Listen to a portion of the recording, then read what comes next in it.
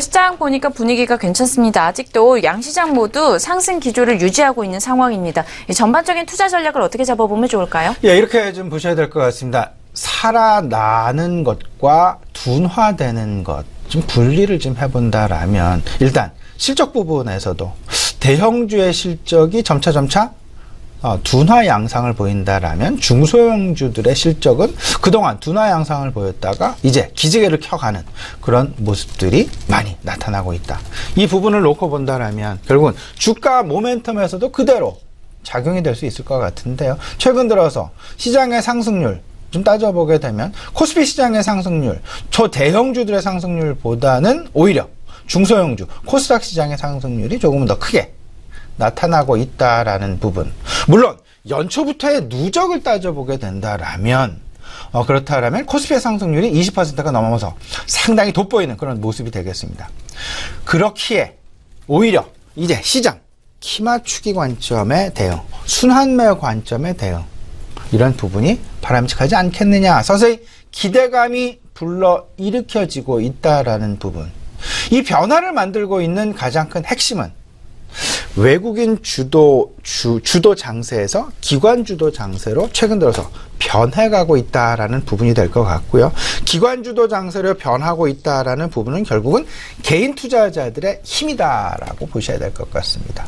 개인 투자자들이 간접 투자가 많이 늘어나게 되면서 기관 투자자들로 하여금 주식 매수에 대한 여력을 많이 가질 수 있게 만드는 그런 환경이 지금 현재 조성이 되어가고 있다라는 부분. 지금 현재 외국인들의 수급은 다소간 좀 혼조 양세를 보이고 있습니다. 하지만 기관의 수급은 뚜렷하게 매수세로 나타나고 있죠. 이 부분 가장 크게 영향을 미치는 부분은 아마도 유동성 요인이다라고 생각이 되고 있습니다. FOMC의 유동성 변화 가능성, ECB의 유동성 변화 가능성, 이런 부분들이 외국인들의 투자 심리를 다소간 관망 양상으로 만들고 있고, 지금 현재 옐런 의장이 완화 기조의 어떤 그런 발언을 하긴 했었습니다만은 결국에는 연말로 다가가면 갈수록, 그리고 여름 2분기 실적 시즌이 지나고 나면 바로 시장은 다시금 유동성과 관련된 그런 이슈가 시장의 가장 중심축에 자리 잡을 수밖에 없을 것이다라는 그런 가능성 부분 분명히 생각을 하셔야 될 것 같습니다. 분명하게 지금 현재 전환점이 임박하고 있다라는 부분. 그러기에 스마트 머니, 결국은 그 주가 상승에 대한 모멘텀을 짜자서 빠르게 이동을 할 텐데, 실적 시즌이 지난 이후 밸류에이션 관점, 결국은 밸류에이션이라는 부분은요, 실적과 지금 현재 주가의 위치, 여기에 대한 적절한 어떤 평가 부분이 될 것 같은데, 이 부분이 과연 고평가로 넘어설 것이냐, 아니면 여전히 저평가로 있을 것이냐, 이에 따라 주가의, 주식시장의 재편성 가능성이 분명히 존재할 수 있을 것이다 라는 부분, 밸류에이션 중심의 재배열 가능성 분명히 생각을 해보셔야 될 것 같은데요. 여기서 우리가 조금 더 편하게 다가갈 수 있는 부분들, 아마도 이번 실적 시즌을 전후해서 실적 고점 논란과 실적 저점 논란이 있는, 저점 이슈가 있는 그런 종목군들에 대한 키맞추기 양상, 밸류에이션 중심의 어떤 그 나열 내지는 나래비를 세우는